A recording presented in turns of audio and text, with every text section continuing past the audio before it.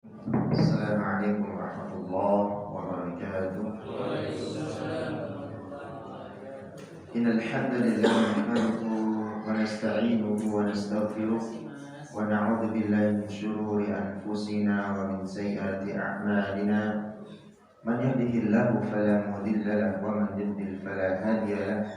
Asyhadu an la ilaha illallah wahdahu la syarika lahu amma ba'd. Alhamdulillah alafa bainana wa alafa baina qulubina fa asbahna wa amsayna bi ni'matil iman wa bi ni'mati ikhwana. Thaniyan salatan wa tasliman ala nabiyyina Muhammad sallallahu alaihi wasallam alladhi huwa uswatuna wa qudwatuna ila yaumil akhir. Alhamdulillah, Bapak dan Ibu yang dirahmati Allah Subhanahu wa taala, jamaah salat maghrib, musalla al-jihad yang dirahmati Allah Subhanahu wa taala. Tanpa terasa kita berada di penghujung bulan Muharram, di awal bulan Hijriah, dan tentunya dari fadilah, sekian banyak fadilah dari bulan Muharram yang pernah kita bahas di dalam kesempatan kajian sebelumnya, maka akan berlalu, dan tentunya ini menjadi sebuah catatan bagi kita dan berdoa kepada Allah Subhanahu wa taala semoga Allah Subhanahu wa taala mempertemukan kita dengan bulan-bulan haram di Zulqa'dah, Zulhijjah dengan Muharramnya, lalu Allah Subhanahu wa taala memanjangkan umur kita untuk kebermanfaatan, baik itu bagi negara dan bangsa, dan terlebihnya bagi agama kita Islam. Bapak dan Ibu dan Allah Subhanahu wa taala, syukur kepada Allah Subhanahu wa taala dan senantiasa seyogianya dan sepantasnya kita mengucapkan syukur, mengucapkan alhamdulillah atas segala limpahan nikmat yang diberikan Allah Subhanahu wa taala kepada kita, dan nikmat itu tidak bisa dihitung dengan hitungan kalkulator atau hitungan fakta yang kita miliki, karena setiap nikmat yang diberikan Allah Subhanahu wa taala itu tidak bisa digantikan dengan kemampuan, dengan harta, dengan apa yang kita miliki, dan yang kita miliki itu juga merupakan titipan Allah Subhanahu wa taala. Maka dari nikmat-nikmat yang diberikan Allah Subhanahu wa taala ini, tentunya kita mengambil ibrah, mengambil sebuah pelajaran yang mana setiap nikmat dan bahkan sakit itu tatkala ditimpakan kepada orang yang beriman, maka itu merupakan nikmat baginya, karena tatkala dia menyadari sakit itu merupakan pengguguran daripada dosa dan kesalahan, maka dia akan bersyukur kepada Allah Subhanahu wa taala. Akan tetapi tatkala sakit itu membuatnya menjadi lupa akan beribadah kepada Allah Subhanahu wa taala, dan bahkan dia mengeluh, dan bahkan dia tidak mampu atau tidak mau mencari kesembuhan, dan bahkan berputus asa dari rahmat Allah Subhanahu wa taala. Bahkan Allah sudah mengingatkan, la ta'asu min rahimillah, la ta'asu min rahmatillah. Jangan sekali-kali kalian berputus asa dengan rahmat Allah Subhanahu wa taala. Dia merasa berat, ya, dan mengeluh dan seterusnya, dan bahkan menjauhkan dirinya dari beribadah kepada Allah Subhanahu wa taala, maka sakit itu bukan menjadi pelebur dosanya, justru ia akan menjadi musibah yang besar bagi dirinya dan keluarganya. Bapak dan Ibu dalam Allah Subhanahu wa taala, menyambung kajian kita di pekan yang lalu, dan sempat libur di pekan sekarang pekan yang ketiga, sekarang pekan keempat ya. Jadi kemarin kita membahas tentang terakhir tentang binatang jalalah khamar, dan insyaallah kita selesaikan dulu satu bab tentang tahawuf ini. Insyaallah nanti kita kembalikan atau mereview kembali dan sedikit mempraktikkan, karena di sini ada beberapa bab pembahasan tentang mandi janabah, walaupun tidak secara implisit karena memang di bab yang lain nanti, tetapi memang ini menjadi urgent. Begitu juga dengan bertayamum, karena ada pembahasan tentang bagaimana sebelumnya kita bertayamum atau mencari air kalau berwudu, gitu. hajat, akan misalnya buang air kecil, seperti apa cara membersihkannya kalau tidak sama sekali ada air. Yang kemarin kita sudah membahas menggunakan Rasulullah SAW itu menyuruh atau meminta kepada Abu Hurairah, salah seorang sahabat Rasulullah SAW, untuk mencarikan 3 buah batu yang bisa dipergunakan untuk bersuci. Akan tetapi di dalam hadis itu disebutkan seorang sahabat itu menemukan 2 batu dan salah satunya adalah kotoran daripada binatang, dan Rasulullah SAW memilih 2 batu dan membuang kotoran tersebut. Nah, ini bab yang kemarin itu membahas tentang setiap kotoran, setiap daripada kencing dan kotoran dari binatang yang halal untuk dimakan, maka hukum daripada kotorannya itu adalah tidak najis. Ya, akan tetapi tatkala dia kembali kepada kita jijik atau kita sampai muntah, sampai mengeluarkan hal yang memang keluar dari badan kita, berupa muntah, jijik dan seterusnya, maka bisa juga para ulama mazhab itu berupa hukumnya yang tadinya halal ataupun tidak najis bisa menjadi najis atau menjadi haram. Maka di sana adalah tidak menemukan air, memang harus ada cara implisit kepada Allah Subhanahu wa taala untuk kita tetap beribadah, karena salat itu merupakan aini. Jadi kembali saya membahas hukum salat itu bukan hanya sekedar wajib. Kalau sampai hari ini, sampai detik ini, sampai maghrib ini kita memahami salat itu wajib, maka itu keliru. Karena hukumnya lebih daripada wajib. Karena wajib itu bisa diganti dengan fidyah, bisa diganti dengan berpuasa pada hari yang lain di bulan Ramadan.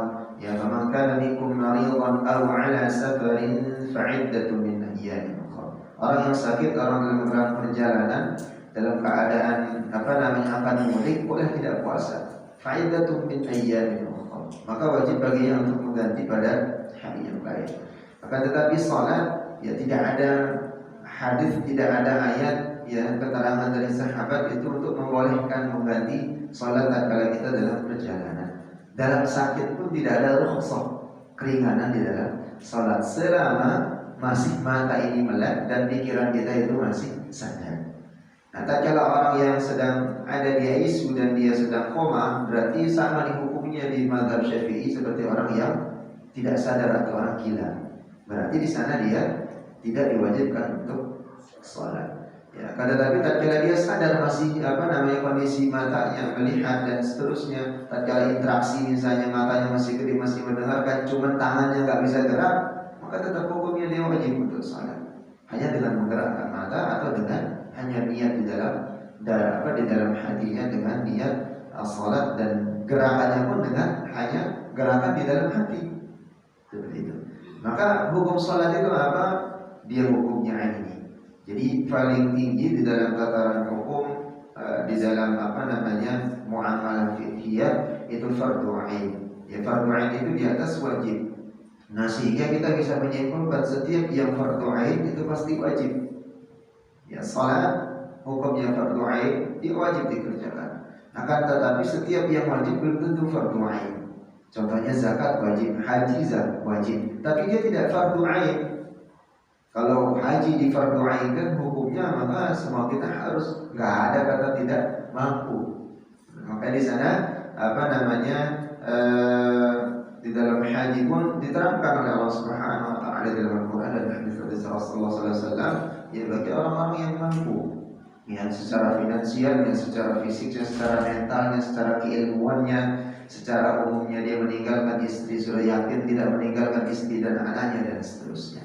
Nah, sehingga bisa mendapatkan haji yang mabrur. Tidak jarang kita menemukan mungkin sepenggalan cerita dan bahkan disaksikan banyak daripada teman-teman yang memang mungkin di Makkah. Jadi jamaah kita Indonesia, mohon maaf, kebanyakan haji, yang mohon maaf juga umrah itu bidun ilmu. Tanpa pertama dia mempersiapkan ilmu sebelum berangkat ke tanah suci. Nah, sehingga banyak mohon maaf terjadi di sana khurafat yang mungkin mohon maaf terbiasa di Indonesia dibawa ke sana. Jadi dengan niatan supaya dipanggil nanti lagi ke sini, nulis namanya, ninggalin KTP, ninggalin fotonya dan seterusnya di sela-sela batu di Arafah, atau nulis nama dan motorin dan seterusnya. Padahal tidak seperti itu. Ya, Allah itu Maha mendengar, nggak mesti harus nulis, cukup dengan berdoa saja di depan Ka'bah, di depan makam Rasulullah SAW, maka tatkala diistijabah ibadah kita benar, insya Allah itu akan diistijabah. Ya.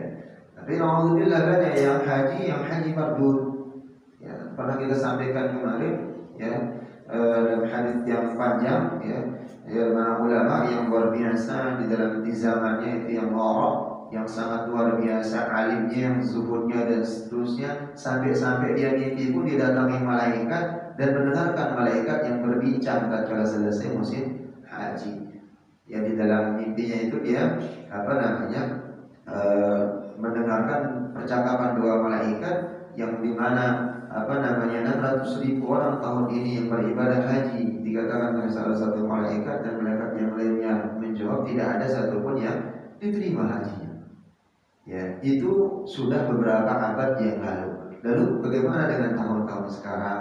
Ya, sekarang ini dan seterusnya. Tatkala haji hanya dijadikan sebagai, mohon maaf, ya, anekdot untuk jalan-jalan saja, atau mungkin mohon maaf pamer dan seterusnya, ingin sepulang dari tanah suci dipanggil Pak Haji dan seterusnya, Bu Haji, maka alhamdulillah itu menjadi sia-sia saja, karena itu adalah ibadah yang agung, merupakan salah satu rukun di dalam kita beriman kepada Allah Subhanahu wa taala. Maka ini, ya, setiap fardu ain itu pasti wajib, dan yang wajib belum tentu fardu. Begitu juga dengan zakat, begitu juga dengan shaum Ramadan, hukumnya wajib, ya. Sedangkan salat tidak ada tolerir, tidak ada rukhsah, tidak ada keringanan untuk kita meninggalkannya. Allah Subhanahu wa taala mengatakan di dalam Al-Qur'an, a'udzubillahi minasyaitonir rajim, ya ayyuhalladzina amanu ista'inu bis-sabri was-salah innallaha ma'as-sabirin. Punya masalah, punya sesuatu yang memang mengganjal di dalam kehidupan kita, ista'in, minta kepada Allah bis-sabri was-salah, dengan kesabaran, dengan tunduk tawakal kepada Allah dan mengerjakan salat. Karena memang komunikasi kita dengan Khalik, dengan Allah, yaitu dengan salat. Makanya filosofi salat itu, kenapa kepala yang orang mungkin yang punya pangkat dan seterusnya itu ada di kepalanya paling tinggi. Kenapa kepala itu diletakkan Allah Subhanahu wa taala paling atas? Karena mohon maaf, tatkala orang diinjak kepalanya, ya, tidak ada masalah, pasti akan marah. Jangankan diinjak, digetak begitu saja, nggak ada tanpa sebab, pasti akan kita marah. Tapi sekarang mahkota kita yang paling mulia kita anggap di dalam kehidupan kita, tatkala sholat dia sujud, bahkan sejajar dengan kaki yang memang tempatnya diinjak-injak kotoran tanah. Ya, karena kita merendahkan diri kepada Allah Subhanahu wa taala. Jadi tidak ada gunanya, tidak ada mempunyai pangkat, jabatan, harta dan seterusnya, tatkala Allah Subhanahu wa taala memberikan tatkala Allah Subhanahu wa taala membuka aib kita, karena ini memang Allah dengan Rahman dan Rahimnya belum dan jangan sampai membuka aib kita saja. Tapi tatkala sudah dibuka, udah hancur kita.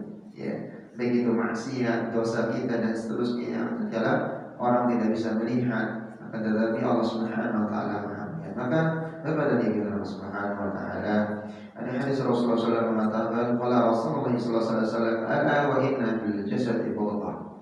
Jadi penjagaan di dalam hati, penjagaan tatkala kita beribadah, mau ngaji, mau salat, mau apapun aktivitas kita yang bernilai muamalah kepada Allah, begitu juga dengan manusia, ini tergantung kepada niat. Maka di dalam kitab-kitab An-Nawawiyah, Riyadhus Shalihin ataupun yang lain, itu para ulama pertama kali menulis bab niat. Jadi niat yang paling utama. Maka sering kita mendengarkan kan di dalam selanjangan orang, tatkala ada, mohon maaf, orang yang memang dia berilmu akan tetapi adabnya tidak ada, ya. Padahal di dalam pesantren, kajian-kajian kita pertama, al-awwalul adab. Pertama itu adab dulu yang dipelajari, baru ilmu. Enggak ada gunanya kita berilmu tinggi-tinggi tapi mempunyai adab tidak ada. Jadi memang adat itu menjadi sebuah hal yang harus dikedepankan. Di samping di dalam adat itu ada niat. Niatnya karena apa? Lillahi ta'ala. Tapi tatkala niatnya orientasinya dunia, orientasinya hanya harta dan jabatan dan seterusnya, maka suatu saat Allah Subhanahu wa taala akan mengambilnya, maka kita akan menjadi orang yang sangat merugi. Maka Rasulullah mengatakan, ala inna fil jasadi mudghah. Sesungguhnya di dalam diri kalian itu, kata Allah Subhanahu wa taala melalui lisan Rasulullah sallallahu alaihi wasallam, itu jasad kita ada sebuah daging. Idza salahat salahal jasad kulluh. Tatkala daging segumpal darah ini baik, dia saleh, dia berbentuknya baik, ikhlas, niatnya dan seterusnya lillahi ta'ala, maka salih jasad kulluh. Maka semua jasadnya akan baik pula. Amalnya juga akan baik, niatnya juga akan baik. Wa idza fasada jasad kulluh. Tatkala segumpal darah ini itu akan rusak, baik dari akhlaknya, dari kelakuannya, niatnya dan seterusnya, maka seluruh jasadnya juga akan rusak. Ala wahyan, ketahuilah sesungguhnya kata Rasulullah, itu adalah hati. Itu adalah bagaimana Allah Subhanahu wa taala menempatkan segumpal daripada darah yang mana mempunyai fungsi dan peran pertama. Tatkala tidak ada niat di dalam kita melakukan ibadah, maka dia tertolak. Sama dengan salat. Bapak dan ibu tidak ada niat, salatnya tidak diterima. Tatkala berpuasa juga tidak mempunyai niat, sudah tidak diterima. Haji juga begitu sama, tidak ada niat, maka tidak diterima. Zakat begitu juga sama semuanya. Maka setiap amalan atau Allah Subhanahu wa taala yang kita anggap itu baik menurut kita, tapi belum tentu menurut Allah Subhanahu wa taala itu akan baik, dan begitu juga menurut orang. Akan tetapi setiap amalan yang menurut kita mungkin itu jelek, belum tentu Allah Subhanahu wa taala memandang itu jelek. Tapi tatkala itu didasari dari Al-Quran dan Sunnah, ada dasarnya, maka di hadapan Allah Subhanahu wa taala itu mulia. Jadi tidak bisa kita menerka begitu saja dalam setiap amalan kita.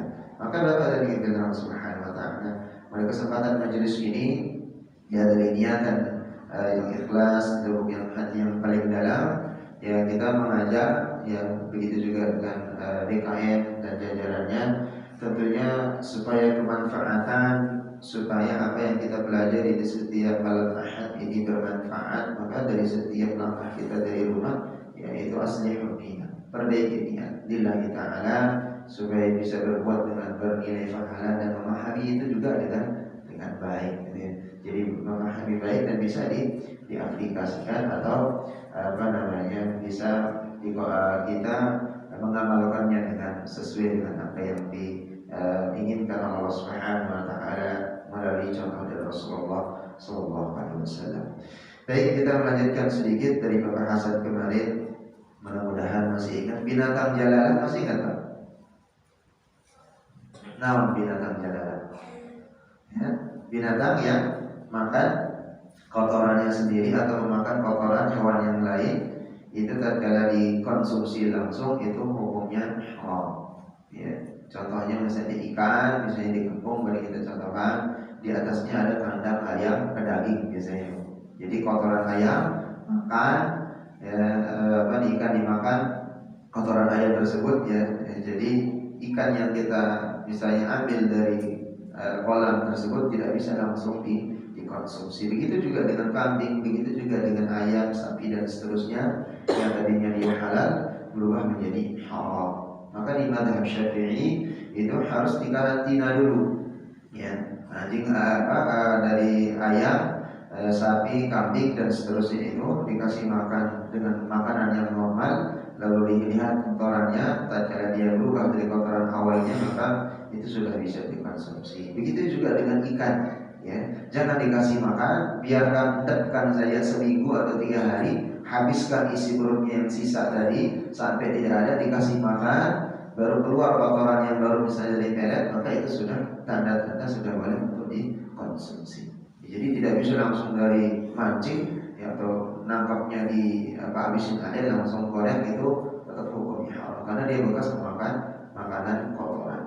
Maka di sini yang perlu kita perhatikan. Lalu berikutnya, kemarin kita pembahasan anjing, baik itu liurnya ataupun dagingnya dan seterusnya, itu maka tatkala bersentuhan dengan liurnya dan seterusnya, ya, dengan badannya yang basah dan seterusnya, itu sama hukumnya dengan liurnya.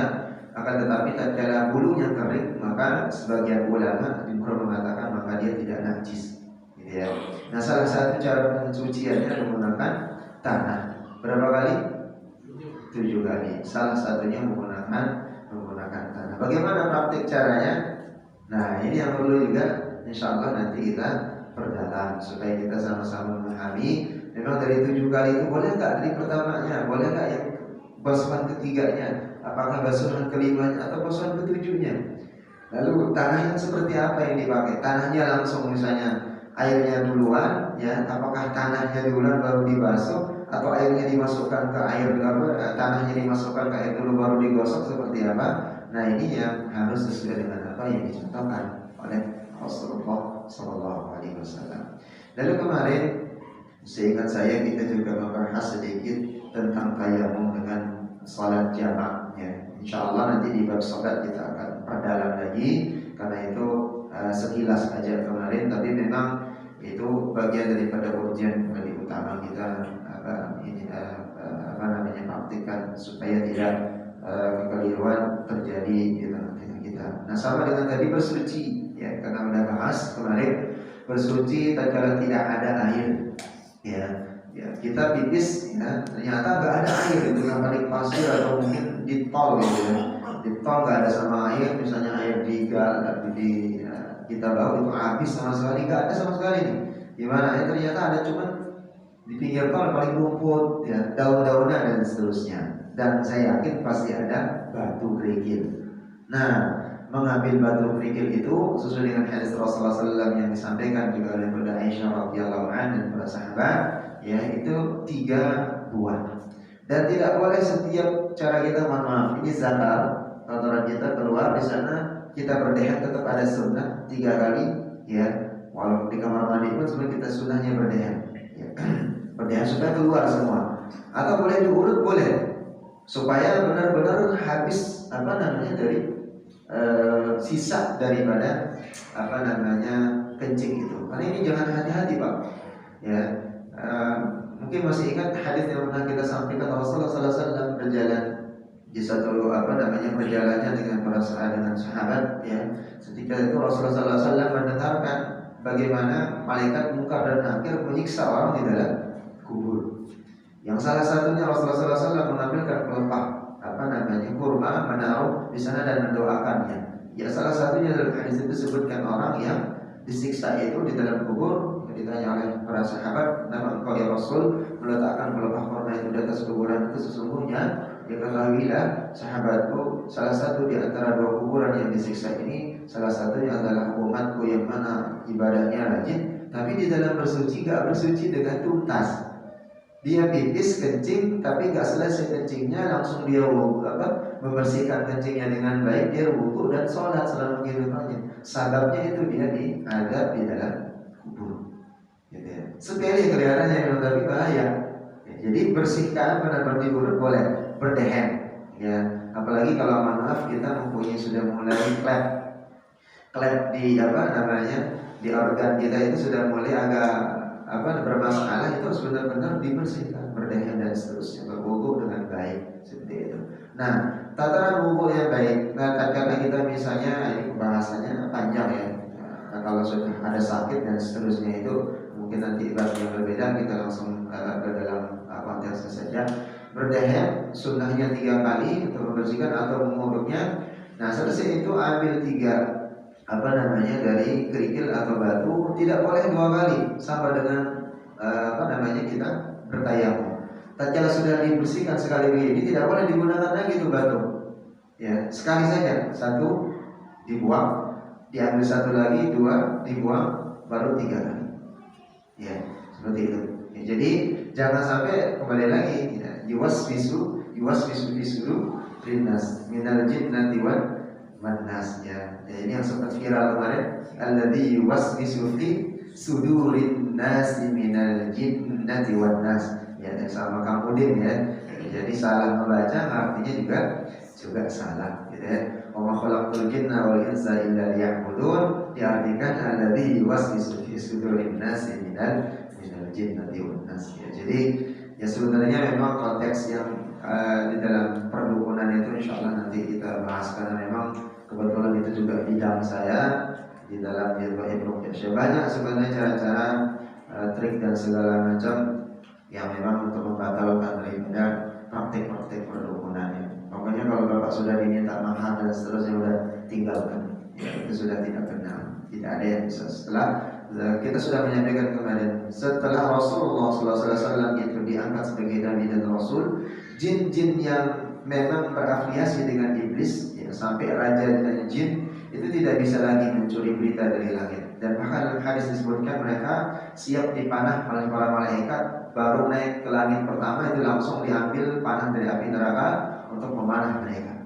Jadi nggak bisa lagi mencuri berita. Kalau di zamannya Fir'aun, di zamannya Nabi Musa, Nabi Sulaiman dan seterusnya, memang mereka bebas melengah.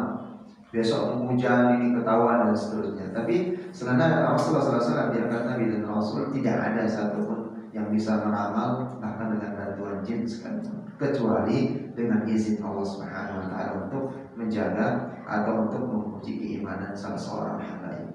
Jadi kita kembali cara 3 kali membersihkan dan seterusnya. Ya, kecuali nanti sekarang bahasa menjaga dari waswisu fi sudurin nas. Ya, jadi jangan sampai terjadi was-was, jangan sampai terjadi keraguan-keraguan lagi kena bisikan daripada syaitan dari golongan jin, dan begitu juga dengan manusia. Nah, kemarin pernah, mudah-mudahan bapak-bapak dan ibu ingat, ada sebuah hadis Umar bin Khattab berjalan, ya, dengan para sahabat dan beliau menjadi Amirul Mukminin. Ternyata ada salah seorang menjatuhkan air, gitu ya, menjatuhkan air ke ke Umar bin Khattab, entah itu air yang bersifat najis atau air yang tahar yang bersih. Ya. Para sahabat langsung bertanya, ya, yang menyertai Umar bin Khattab, ya, wahai saudara, wahai apa yang kau jatuhkan sehingga menimpa Amirul Mukminin? Apa kata Umar bin Khattab?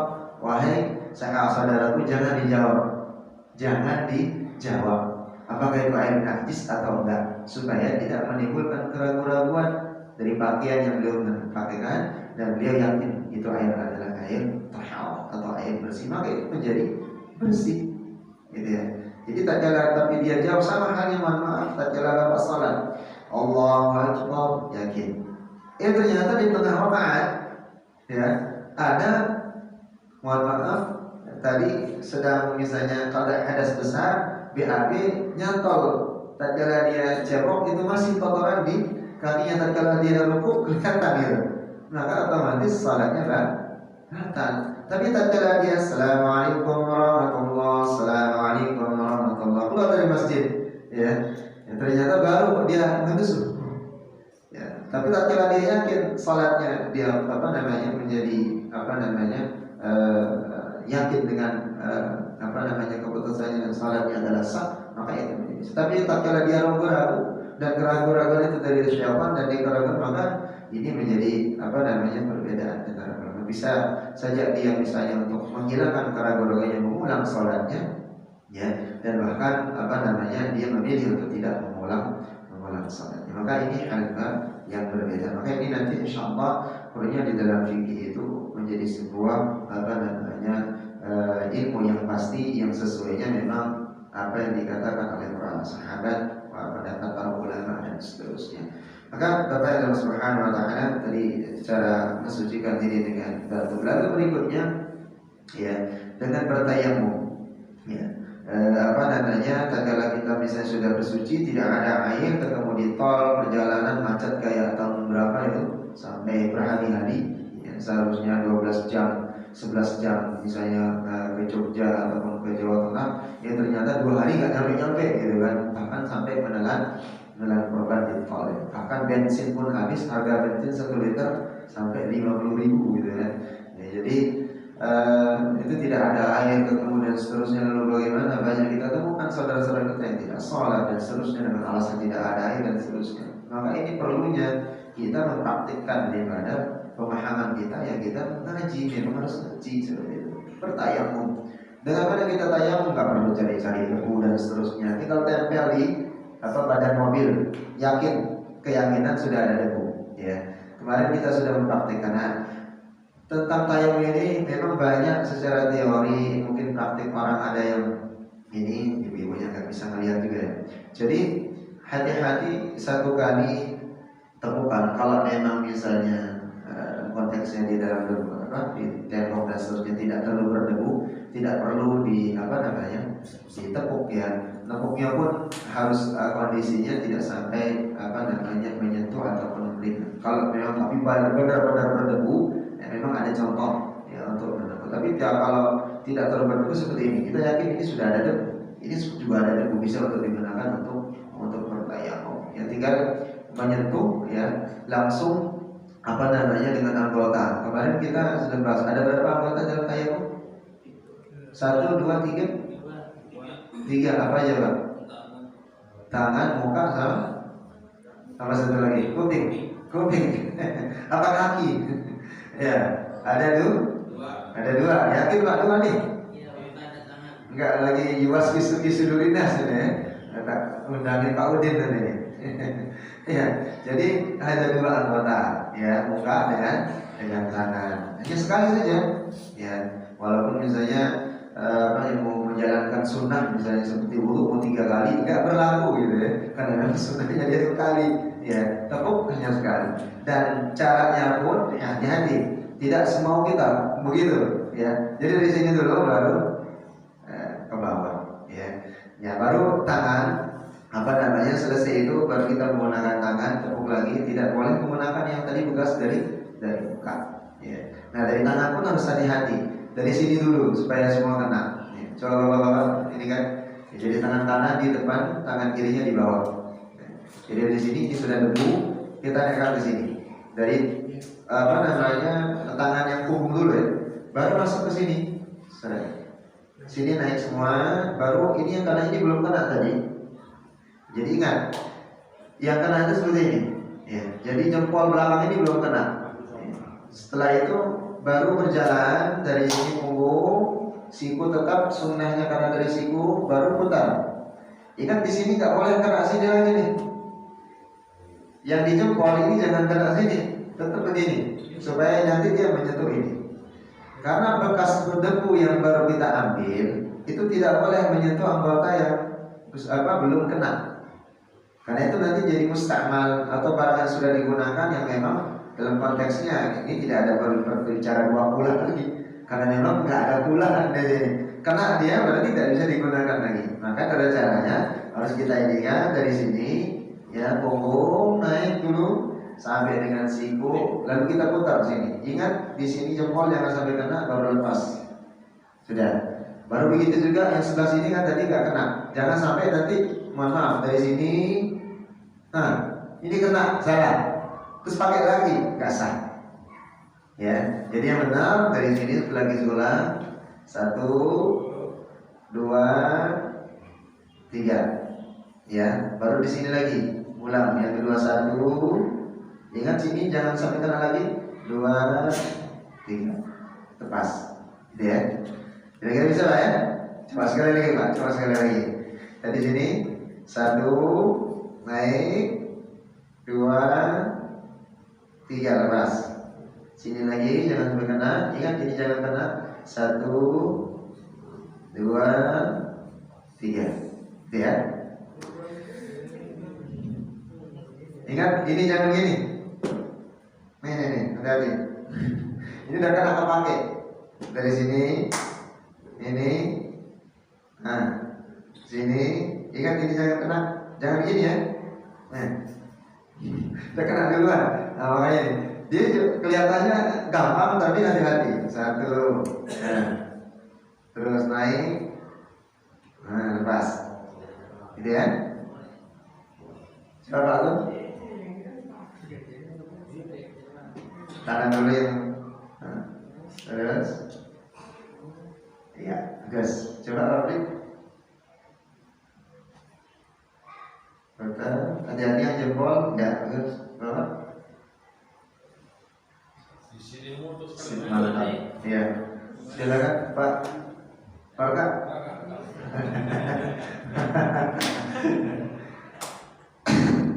Hati-hati jempol yang kanan jangan gini barokah.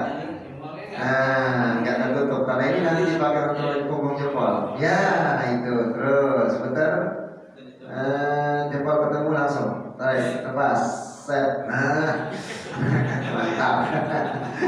Nah, bagus. Segini juga gitu. Ya, Pak Haji. Jadi. Monggo. Iya, bagus. Silakan, Pak. Tepuk dulu, Pak. Iya. Ya, boleh. Jangan ada 3 kali untuk pramuka nanti pokoknya. Pak Haji, Pak Haji.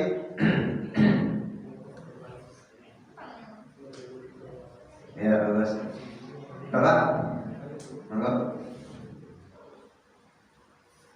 Pak Cipu, punten. Kita praktikkan sedikit di ini.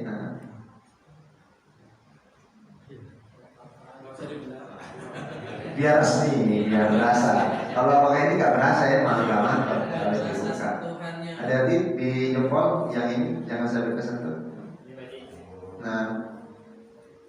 Nah ini putar. Ini. Sekali lagi Pak Ibu. Putar. Nah, jempol set ya, sip. Kiri juga seperti itu. Coba, Mas. Nah, coba Mas, ulang Mas. Tadi yang terbiasa dong kayaknya. Dari ketar ke sini harus kena semua. Nah, terus. Oke, terus putar. Jempol hati-hati, jangan kena ketemu jempol. Nah, terus. Iya, aman. Tapi lebih yakin nanti ya. Jangan nggak ujian ini Mas. Iya, abinya ada abiannya.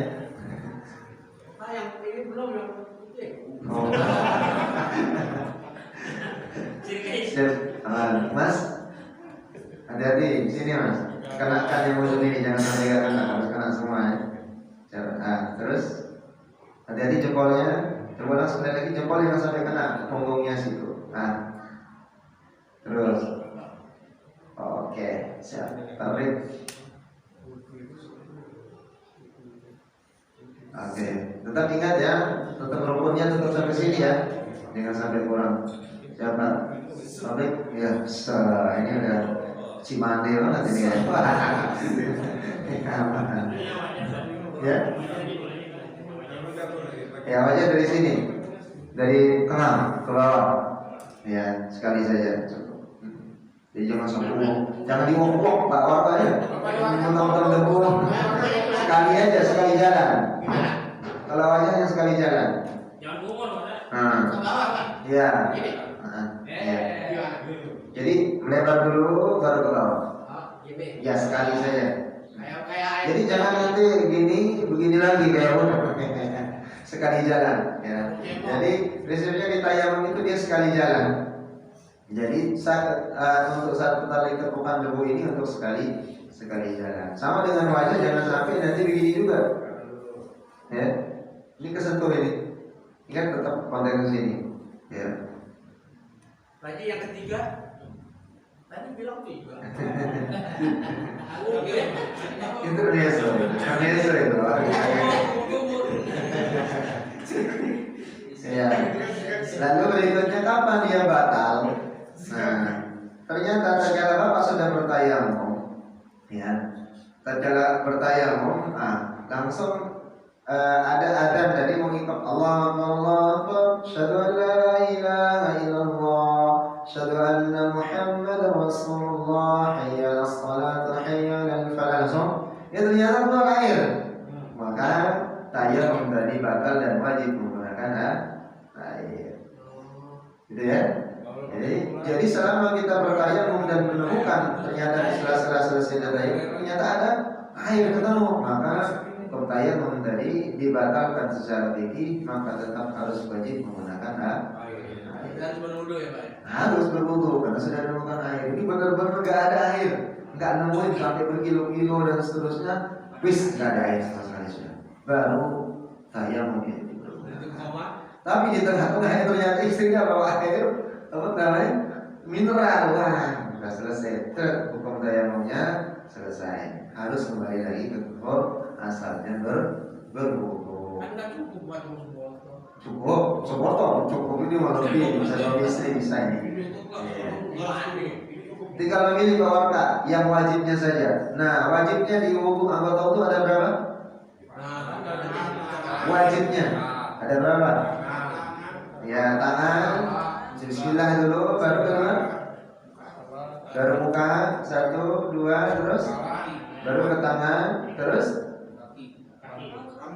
rambut wajib atau sunnah? Wajib atau sunnah rambut? Wajib. Kuping? Ya, sunnah. Baru ke kaki? Ada berapa Pak? Tangan? Lalu apa namanya muka? Lalu ke tangan lagi tadi terus maksudnya apa namanya mencuci tangan dengan niat di sana nanti ya, atau niatnya di muka juga langsung membaca Bismillah. 1, 2, 3, 4. Ada 5 atau 4? 4. Betul Pak? Ya, diulang sekali lagi. Cuci tangan, baru ke muka, 2, 3. Tangan dulu. Tangan dulu ke kepala dulu. Iya, tangan dulu. 3 ke muka, kepala. Kaki? Iya, kaki wajib nggak? Wajib, gitu ya. Dan ada rukhsah, misalnya kurang nih. Wajib itu hanya berapa kali dibasuh? Sekali saja cukup. Ya, karena memang air tidak ada, sedikit minim misalnya air daripada harus bertayamum. Tetap kalau ada air walaupun dia kurang, misalnya ada rukhsah untuk bertayamum, tetap harus menggunakan air walaupun kurang. Maka tadi kita angkat yang wajibnya saja. Begitu juga dengan jumlahnya yang tadi 3, sunnah menjadi apa namanya, menjadi satu, gitu ya. Maka menggunakan sunnah pun tetap sebenarnya tatkala kita menggunakan air satu apa namanya gelas itu sudah sebenarnya sangat cukup dan insyaallah. Begitu juga dengan sunnah yang lain, berkumur, insifaq ya, berkumur, memasukkan air di dalam hidung, lalu telinga, ya apa namanya tatkala kita berwudu. Jadi seperti itu tayamum. Jadi tatkala di tengah-tengah tayamum menemukan air, ya belum melaksanakan salat, maka tayamumnya batal dan harus menggunakan air wudu ulang kembali sesuai dengan bentuk wudunya. Kenapa seperti itu? Karena memang jemaah Allah Subhanahu wa taala, tatkala wudu itu salah, tatkala sebelum kita salat wudu salah, maka salat juga menjadi salah. Gitu ya. Ya, jadi mungkin itu yang menyebabkan, mohon maaf, terkadang kita tidak khusyuk di dalam salat, atau kan kata Allah Subhanahu, inna salata tanha 'anil fahsya'i wal munkar. Sesungguhnya salat itu mencegah dari perbuatan keji dan munkar. Tapi kok setiap ada orang salat masih ada berbuat keji dengan munkar. Orang kantoran, mohon maaf, salat dia rajin, ini setiap break yang isoma dia salat itu. Ya wudu, salat, itu ternyata mohon maaf masih tetap gila, korupsi dan seterusnya, menerima suap. Berarti ada yang bermasalah di sini. Dari hukumnya, salatnya akan bermasalah juga. Tadi dia belum benar-benar memaknai salatnya bermaksud kepada Allah Subhanahu wa taala dengan sebenar-benarnya, insyaallah. Insyaallah seperti itu. Insyaallah nanti kita lanjutkan Isya. Ya, kita lanjutkan pada Isya. Kita lanjutkan materi kita nanti sedikit, lalu berikutnya apa namanya, menyelesaikan dulu di bab ini. Dan insyaallah nanti kita beberapa praktikan di janabah juga kemarin belum sempat ya, karena membahas tentang air mani dengan apa namanya wadi ya, dari masing-masingnya. Di janabahnya seperti apa, jangan-jangan sudah punya anak 5 keliru kali di janabah gimana ya, sudah untuk memaafkan yang sudah tahu. Karena janabah salah berarti sholat tidak sah, sholat apa mandi junubnya, maka sholatnya juga tidak sah. Tapi kalau kita tidak tahu, Allah maafkan, tidak tahu ya. Jadi maka itu pentingnya kita ngaji bareng sebentar dulu, insyaallah. Mudah-mudahan Allah Subhanahu wa taala memberikan hidayah kepada kita, berikan kemudahan untuk bisa belajar. Dan insyaallah saya kira nanti selesai dari kajian atau ada isya ini nanti ya, sebelum kita menyelesaikan itu ada tanya jawab, karena memang fikih itu harus banyak tanya jawab supaya nanti bisa kita berdiskusi lebih lanjut insyaallah. Baiklah, mudah-mudahan ini bermanfaat bagi kita. Kita tutup dulu dengan salam baca alhamdulillahirabbil alamin. Wassalamualaikum warahmatullahi wabarakatuh.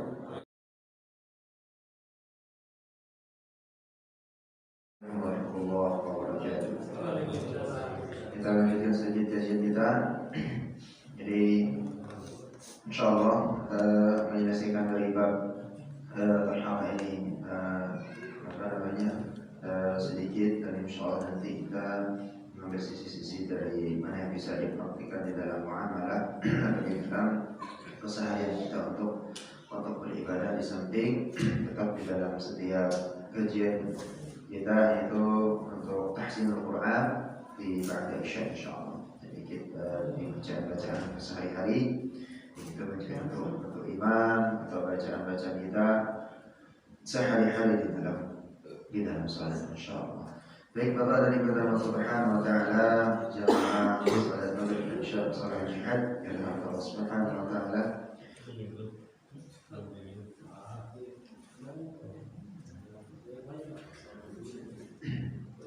Kita melanjutkan sedikit dari kajian tadi, dan tentunya kembali mengingatkan tentang dalam muqaddimah tadi tentang niat. Ya, ada hadis Rasulullah SAW yang mungkin bapak-bapak dan ibu pernah baca atau mendengarkannya. Ada 3 perkara yang mana nanti di hadapan Allah Subhanahu wa taala yang dihisab juga selain daripada salat. Ya, ini diceritakan dengan hadis yang panjang bahwa salah seorang nanti datang kepada Allah Subhanahu wa taala dengan pede, dengan yakin dengan amal yang sudah dia pekerjakan semasa hidup di dunia, dan bahkan salah satu dari 3 orang tersebut adalah orang yang mati syahid, yang mati dalam berjuang di jalan Allah Subhanahu wa taala. Lalu yang berikutnya adalah ahlul ilmu, ya. Yang berikutnya, yang ketiga adalah orang yang mempunyai kedudukan harta dan tentunya diberikan Allah Subhanahu wa taala. Yang pertama ahlul syahid atau orang yang berjihad di jalan Allah Subhanahu wa taala ini dengan yakin menghadap Allah Subhanahu wa taala tatkala dihisab, ya Allah, di dunia aku berjuang untuk memperjuangkan agamamu sampai di medan peperangan meninggal dalam kondisi atau mati dalam syahid karena memperjuangkan agama. Allah Subhanahu wa taala mengatakan dan mendustakan orang tersebut, kadzdzab, bohong kamu, sesungguhnya kamu berperang itu semata-mata supaya dipandang oleh orang menjadi orang yang riya atau memamerkan daripada dirimu, dan nantinya kamu tatkala hidup atau tatkala akan selamat di dalam peperangan itu akan diangkat atau bisa diangkat jabatan atau bisa dipandang sebagai pahlawan dan seterusnya, dan itu sudah kamu dapatkan di dunia, dihormati dan seterusnya. Selesai peperangan, maka sekarang kamu semata-mata berperang itu ya bukan karena ikhlas lillahi ta'ala, maka Allah Subhanahu wa ta'ala menyeret mukanya dan orang tersebut masuk ke dalam neraka Allah Subhanahu wa ta'ala. Lalu berikutnya ahlul ilm, orang yang berilmu, ya, dan bahkan di sana disebutkan dalam hadis itu orang yang mengajarkan dan membaca Al-Qur'an. Ya, tatkala dia membaca Al-Qur'an, ya, dia baik hadapan Allah Subhanahu wa ta'ala, bahkan berat hukumannya di hadapan Allah Subhanahu wa ta'ala. Ya, di hadapan Allah, ya Allah, di dunia aku sudah mempelajari Quran, mempelajari ilmu fikih dan seterusnya, aku pergunakan di jalanmu untuk bisa memahamkan umrah dan bahkan mengajarkan Al-Quran dan seterusnya. Kata Allah Subhanahu wa ta'ala, kadzdzab, bohong, sesungguhnya di dunia kamu mempelajari ilmu untuk menyombongkan diri, bisa dianggap orang yang pintar, bacaan yang bagus, terus dipuji dan seterusnya sebagai qari'ah atau dipuji-puji ini terus sampai mungkin saat yang terjadi di tengah masyarakat kita, ya, bahkan mungkin dia biasa dengan terbiasa kalau sudah internasional korinya amplopnya sekian, kalau lokalan sekian, ya, dan seterusnya. Itu sudah didapat semua di dunia. Maka sekarang Allah Subhanahu wa Ta'ala sesungguhnya kamu mempelajari ilmu apapun disiplin ilmu itu dan bahkan Al-Quran itu sudah diangkat derajat Allah Subhanahu wa Ta'ala di dunia dan didapatkan pada manusia, maka dicatatkan ke dalam neraka Allah Subhanahu. Begitu juga dengan harta, ya, harta didapat di segala macam, ya, sampai di hadapan Allah Subhanahu wa Ta'ala sudah menginfakkan hartanya di jalan Allah dan seterusnya lillahi ta'ala. Ternyata di hadapan Allah kadar kepada Allah berbohong kamu, sesungguhnya kamu mencari harta itu karena supaya dianggap jadi orang kaya, sombong, bisa ini dan seterusnya, menginfakkan tapi ria, ya, supaya dilihat orang dermawan dan seterusnya. Itu sudah kamu dapat di dunia semua, diangkat derajatmu sampai orang mengeluhkan kamu, mengharap infakmu dan seterusnya untuk pembangunan mushola, bangunan masjid, dengan kamu memamerkan hartamu, maka Allah Subhanahu wa Ta'ala menyampaikan dia dan memasukkan ke dalam neraka. Maka ini kepada Allah Ta'ala tentang niat kembali menjadi sebuah fondasi dalam kita beramal. Salah niat, ya, atau kita niat bukan karena Allah Subhanahu wa Ta'ala maka ditolak. Begitu juga dengan kalau kita salah berniat bukan karena Allah Subhanahu wa Ta'ala. Baik, Bapak yang dari Allah Subhanahu wa Ta'ala, kita melanjutkan sedikit sebelum kita ke tahsin kita nanti. Insyaallah ini pembahasan sudah akan selesai, hanya tinggal beberapa pembahasan lagi, yaitu tentang mensucikan tanah, mensucikan minyak samin dan sejenisnya. Jadi minyak-minyak yang masuk misalnya di drop jadi berdaya najis. Begitu juga dengan mensucikan kulit bangkai yang disamak kemarin kita sudah membahas, ya, walaupun menikmati misalnya bangkai kambing kita bisa, yang haram itu tidak boleh dimakan dagingnya, tapi kulitnya boleh dimakan. Dan berdasarkan hadis Rasulullah SAW mengatakan tidak rubi'a bil ihabu faqad tahdu. Jika kulit sudah dimasak maka dia menjadi suci. Dan caranya seperti apa? Nah, ini yang rubi'nya juga terakhir tentang mensucikan sendal, ya, sendal, karena nanti ada bab khauf, boleh mengusap khauf sendal, boleh tadi pakai untuk beberapa sholat dan seterusnya, insyaallah. Baik, kita lanjutkan sedikit tentang mensucikan tanah dan mensucikan badan dan pakaian juga dari konteks secara umum. Ya, jadi pakaian yang terkena najis harus dibersihkan dengan air hingga najis itu hilang. Sebagaimana kita sampaikan kemarin, zatnya dulu hilangkan, ya, zatnya dulu diambil baru mensucikannya atau membilas atau membasuhnya dengan air. Begitu juga dengan tatkala mencuci. Jangan mentang-mentang mesinnya bagus bisa langsung kering, ya, zat dari najis itu belum hilang langsung dimasukkan berikut dengan pakaian yang lain maka menjadi najis semua, ya. Jadi harus dihilangkan dulu bentuk zatnya, ya, baru kalau kehati-hatian bisa dibasuh dulu dengan air, ya, dibersihkan benar-benar mungkin setengah bersih, ya, secara zat, baru bisa dimasukkan ke mesin cuci. Ini bagi buat ibu-ibu, ya, jangan langsung masukkan. Begitu juga tatkala anak kita ngompol, ya, ibu-ibu, misalnya anak udah disapih dari pampers, ya, belajar untuk nggak pakai pampers, ternyata masih ngompol, spray kena, celananya kena, jangan sepanjang-panjang langsung masuk ke dalam penggilingan mesin cuci. Ini harus dipisahkan, ya, harus sendiri dipisahkan supaya tidak nyampur dengan baju yang bersih, itu menjadi malah bercampur dengan najis. Jadi jika najis yang mengenai pakaian atau badan yang tidak terlihat, nah, ini yang tadi yang terlihat. Kalau tidak terlihat cukup dibersihkan dengan air 1 kali saja. Apabila bentuknya banyak maka harus dibersihkan dulu, zatnya baru dibersihkan. Ini berdasarkan hadis dari Asma binti Abu Bakar yang mendengarkan Rasulullah SAW. Seorang wanita, ya, kata Asma, datang kepada Nabi SAW dan berkata, pakaian seseorang di antara kamu terkena darah haid. Ya, jadi Asma binti Abu Bakar radhiyallahu anha itu mendengar Rasulullah SAW, ya, menyampaikan hadis, ya, yang mana seorang wanita itu datang, ya, kepada Nabi Muhammad SAW. Ternyata dia tidak sadar pakaiannya masih kena bercak haid. Kalau di zaman dahulu, di zaman jahiliyah, kira-kira softtek sudah ada nggak? Belum ada. Jadi memang mereka hanya membalut saja dengan kain, gitu, ya. Jadi pakaiannya ternyata masih terkena darah haid. Apa yang harus dilakukan? Maka Rasulullah SAW bersabda, ya, kata Rasulullah SAW, "Tahuttahu thumma taqridhu bil ma." Darahnya diusap, jadi bersihkan dulu zat darahnya, ya. Lalu thumma taqridhu bil ma, bagian yang terkena darah digosok, ya.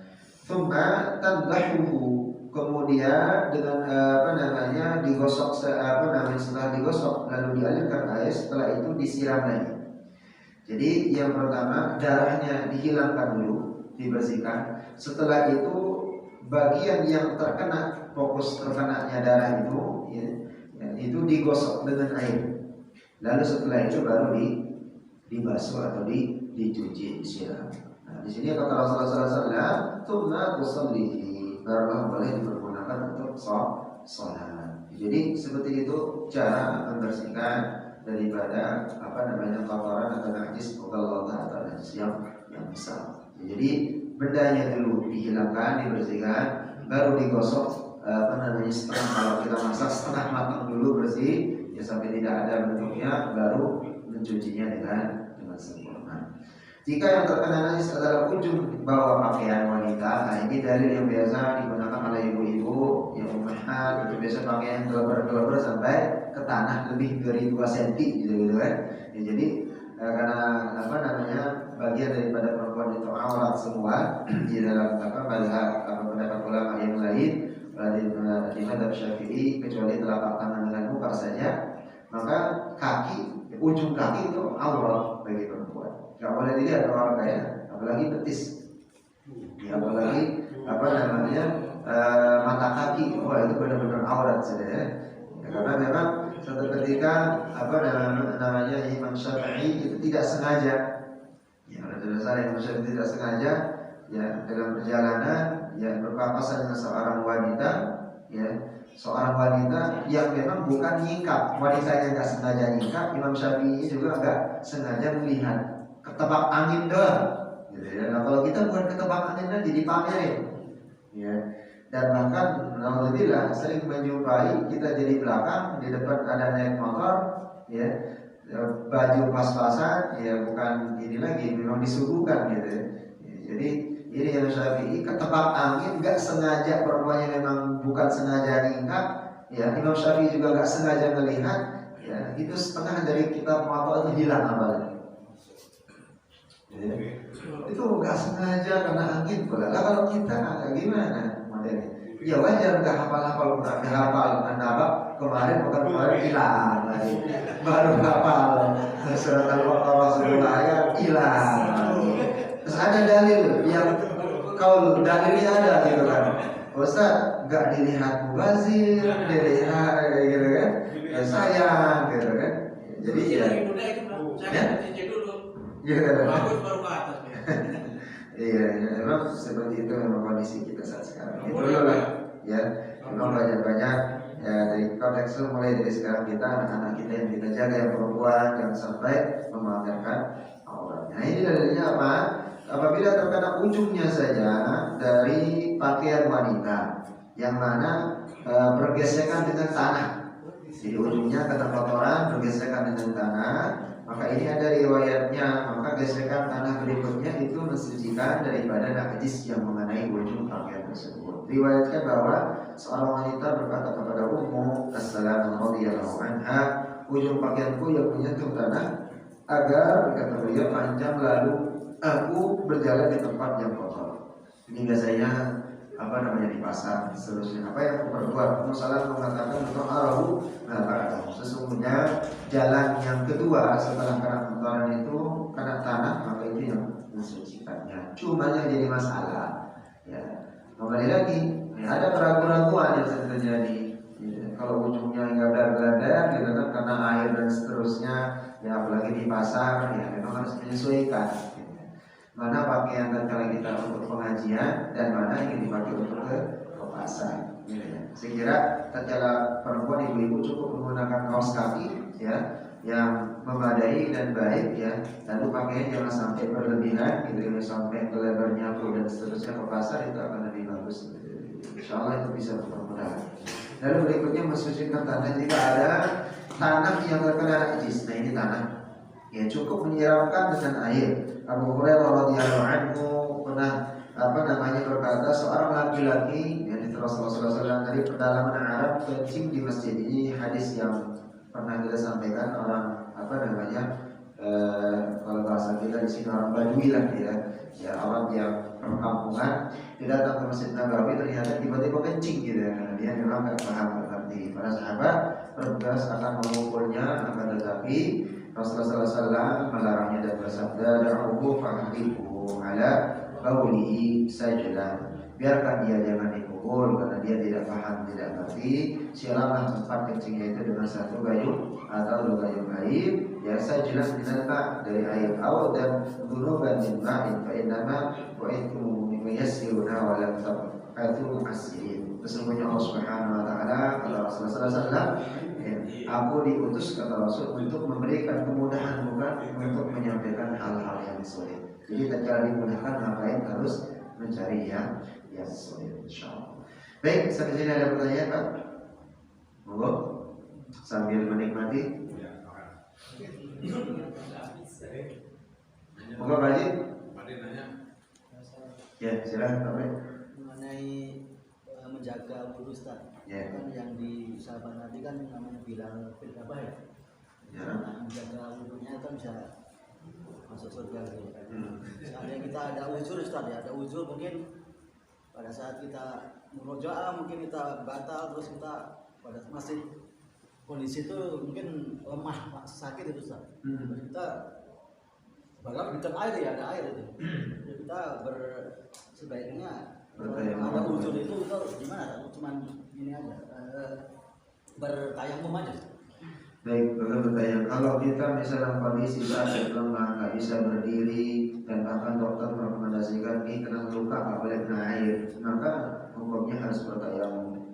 Apalagi sampai membahayakan, misalnya keliungan, nggak boleh harus tunduk terus berbaring di tempat tidur, maka bertayamum sudah cukup. Jadi cukup dengan bertayamum. Jadi tatkala sakit demam tinggi gitu kan, kita kan nggak mungkin ke kamar mandi, ya, harus dibopong sampai mau jatuh gitu. Cukup dibaringkan saja di tempat tidur, ya, dengan bertayamum. Insyaallah itu, maka itu menjadi keringanan. Jadi sama dengan hadis yang tadi kita sampaikan. Kata Rasulullah SAW, sesungguhnya aku diutus sebagai Nabi dan Rasul itu untuk membawa kemudahan, bukan membawa kesulitan. Jadi ada kesulitan, ada rukhsah, ada keringanan. Karena Islam ini adalah ringan.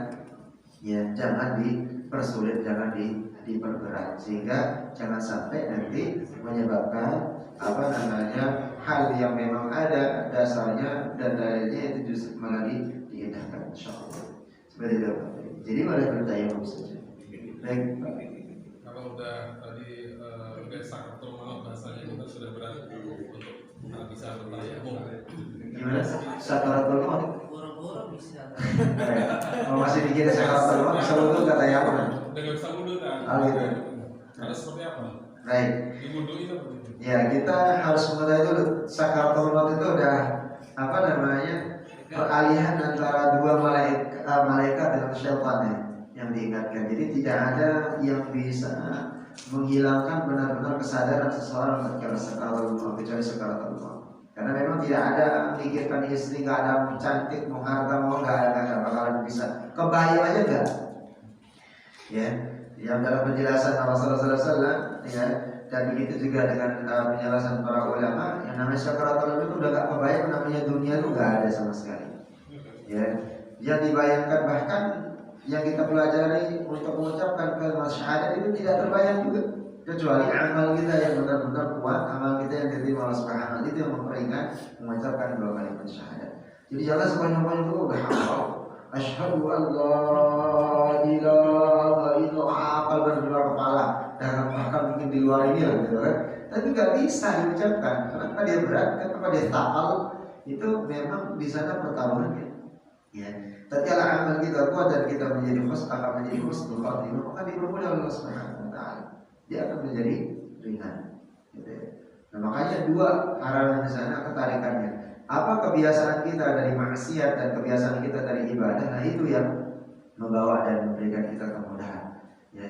Nah, makanya banyak orang yang meninggal dalam kondisi dia memang kelakuannya seperti apa di dunia. Alhamdulillah. Jadi tatkala dia maksiat, ya itu ditemukan tatkala sakaratul maut. Jadi tidak bisa memang kita akan memperburuh dan seterusnya. Tapi kalau memang ada inisiatif daripada keluarga yang akan memburukan, ya bisa. Ya bisanya mana yang sering terjadi dan sering beberapa kali saya hadapi, orang dipersulit di dalam sakaratul maut. Penyebabnya apa?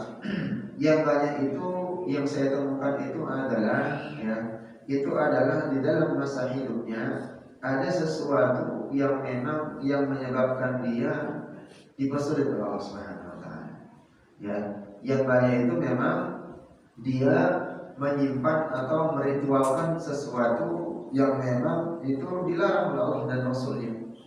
Ya. Seperti mohon maaf, bapak yang pernah mungkin dulu waktu SMP SMA susu atau nyimpan benda-benda yang misalnya keramat yang bisa memberikan kekuatan ini dan itu nanti di sakaratul maut dipersulit Allah SWT. Bahkan saya pernah menemukan langsung ya tatkala meruqyah ya, itu muadzin salah satu muadzin masjid yang luar biasa, suaranya bagus, ibadahnya tidak pernah telat ke sholat. Tapi ternyata di dalam kehidupannya dulu dia punya ilmu kebal. Ilmu kebal itu ada. Ya kalau memang dipamerkan itu yang misalnya begini-gini itu tuh, ya. Jadi orang yang punya ilmu kebal itu nggak dipamerin, nggak ada yang sampai sombong-sombong. Karena dia sombong sedikit saja dan berubah. Kenapa sementara seperti itu? Karena saya tahu konteksnya itu bapak saya sendiri juga punya, tapi memang afiliasinya kerjasama dengan jin dari golongan syaitan. Karena setiap pada maghrib itu hukumnya wajib dia ngunyah beling. Ya, jadi memang piringnya ibu itu umi saya setiap maghrib habis beli mulu sudah pokoknya. Itu amalannya di belakang pada maghrib. Sholat itu sudah harus ditinggalkan pelan.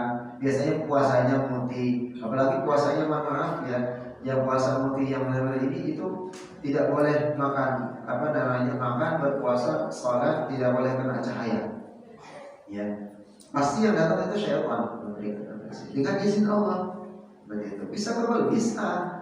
Maka tetapi nanti ada ritual-ritualnya dan seterusnya yang menyimpang. Dan itu yang menyebabkan di salah satu sakaratul maut dipersulit, sangat dipersulit. Dan bahkan waktu saya bertugas di Bogor, ya mohon maaf ini biasanya di teman bapak-bapak aparat kita ada, ya tapi yang bapak-bapak aparat ada beberapa kasus yang banyak yang bapak aparat itu yang tatkala minta diruqyah dan seterusnya dibersihkan, ternyata tatkala diskusi ini ternyata masa dulu ini pernah ini tatkala tugas di Papua, tugas di ini pemilik ini punya ini dan saya yakin memang bahwa ini supaya dilindungi tapi tetap lillahi ta'ala. Tapi yang mengasih apa? Ada ritualnya. Bacanya sekian ribu ini. Nah, penentuan ribuan kali yang tidak ada dasarnya ini yang menyebabkan syaitan dari golongan itu masuk. Yang dibaca memang adalah kalimat thayyibah, tapi disimpangi dengan jumlah sekian yang harus dibaca dengan waktu sekian. Nah itu yang menyebabkan dia memberikan apa dengan izin Allah SWT. Ternyata jin yang masuk kuat, tapi tak kala dibacakan ruqyah karena niatnya untuk membersihkan, baru dibacakan suratul Fatihah, waduh udah kuatnya luar biasa, dipegang 5 orang aja mental semua. Nah ternyata tatkala satu lagi kasus yang lain, ya bapak-bapak kan udah pensiun, sakaratul maut dipersulit oleh Allah SWT sampai koma itu beberapa bulan. Dan bahkan saya menemukan ada yang koma yang 5 tahun, ada yang koma 3 tahun. Itu badan begini saja, gitu. Ya, terkomunikasi dengan keluarga, puasa, ya tadinya nggak mampu, tapi tanya orang tua apa anak-anaknya, ada simpanan. Ini dan seterusnya, amalannya begini dulu dan seterusnya. Sudah keluarga kumpulkan, ikhlaskan semua. Ada benda-benda pada pusat keris ini dulu susuk ibu di sini ini udah diruqyah.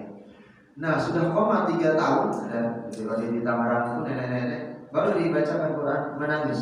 Keluarga itu sampai heran. Baru selama 3 tahun dia berbaring koma, itu nggak pernah nangis keluar air mata. Ya, jadi ketika itu selesai ruqyah kedua meninggal. Alhamdulillah bahasa ibu sudah meninggal. Tapi sebelumnya benda-benda yang dikeramatkan dulu itu harus diruqyah dan diikhlaskan minimal dengan ayat kursi dan seterusnya. Sudah seperti itu. Jadi nggak bisa kita kondisi harus memikirkan mogok dan yang lain seperti itu. demikian. Baik, ada yang lain? Ya. Monggo. Pak, kalau sholat wajib di atas wajib ya. Ya, ini. Jadi apapun harus sholat. Iya, tidak ada. Kalau ada yang dijamak yang kodok. Kalau yang mengobok beda lagi, menjamak juga beda. Kan menjamak kan tetap sholat, kodok juga tetap sholat, ya nggak ada. Maksudnya boleh nggak sholat gitu, sakit boleh nggak sholat, nggak ada dalilnya. Tapi tetap dia harus sholat. Ya, kalau kodok itu kan bagian daripada tatkala kita meninggalkan sholat benar-benar dalam kondisi ada rukhsah secara syar'i yang menyebabkan dia tidak sholat. Contohnya Rasulullah SAW itu karena sangat pentingnya sholat qobliyah subuh, salah satu sholat yang memang sunnah hukumnya, tapi beliau qadha selesai sholat subuh. Suatu ketika Rasulullah SAW terlambat, ya, masuk ke masjid dan diimami itu kalau masalah Abu Bakar As-Siddiq menjadi imam, Rasulullah SAW menjadi makmum, ya, beliau tertinggal. Dan bahkan di yang lain mengatakan beliau tidak sampai mendapatkan qobliyah subuh, tapi tetap menjadi imam tatkala subuh itu. Beliau selesai sholat subuh langsung mengqadha 2 rakaat. Misalnya sedangkan qobliyah subuh qadra'an lillahi ta'ala, ya, mustaqbilal qiblat lillahi ta'ala. Jadi itu sangat pentingnya daripada sholat qobliyah subuh. Lalu kalau dengan jamaah itu sebabnya karena perjalanan.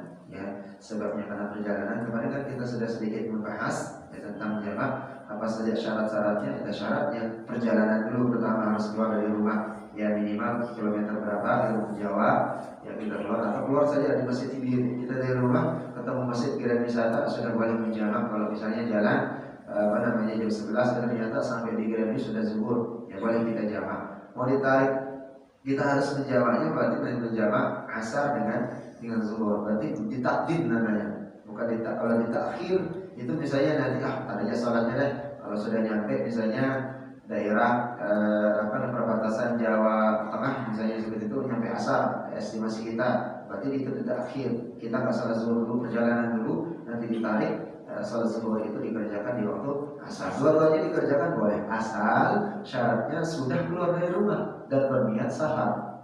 Tapi kalau dikerjakan di rumah supaya gampang, nanti gak kena macet, udah di rumah aja dijawab duluan, nggak boleh. Itu belum mengadakan perjalanan. Lalu berikutnya syaratnya, kalau perjalanannya cuma sampai Tangerang doang, ya nggak boleh dijamak karena belum sampai aturan. Aturannya berapa? 80 kilo ke atas. Ya, jadi ada antara 50, 53 kilo, 85 kilo ke atas perjalanan seperti itu. Nah, kalau kita misalnya ke pondoknya Pak Gubernur Aisyah itu kalau sudah berapa kilo tuh Pak Gubernur ya? Kalau sudah ini sekitar sudah masuk sebenarnya dia sekitar 6 bulan ada ya? Lebih kan? Ayat 70, 73 ada. Kalau ke istri saya sana masuk lagi lengkap itu udah lumayan jauh gitu, apalagi kalau anak macet ya. Jadi sudah masih belum pergi nggak ketemu ya, masih bisa. Jadi apalagi kalau ke Jawa dan seterusnya ringan, maka ada keringanan, maka lebih baik kita seperti itu untuk meringankan. Berarti Bapak. Ya, jadi sholat tetap nggak ada istilah nggak sholat. Ya. Kecuali satu, udah nggak mengedip matanya, nggak nyadar gitu kan, udah inna lillahi wa inna ilaihi raji'un, boleh nggak sholat? Gantian. Baik, ada yang lain? Ya. Ada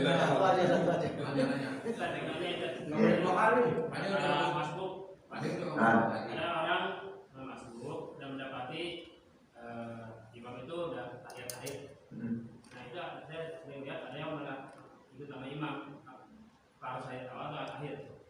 Di tahiyat akhir. Ikut imam. Jadi orangnya masbuk, imam sudah tahiyat akhir, terus langsung ikut imam. Apakah maksudnya jamaahnya dapat atau enggak gitu?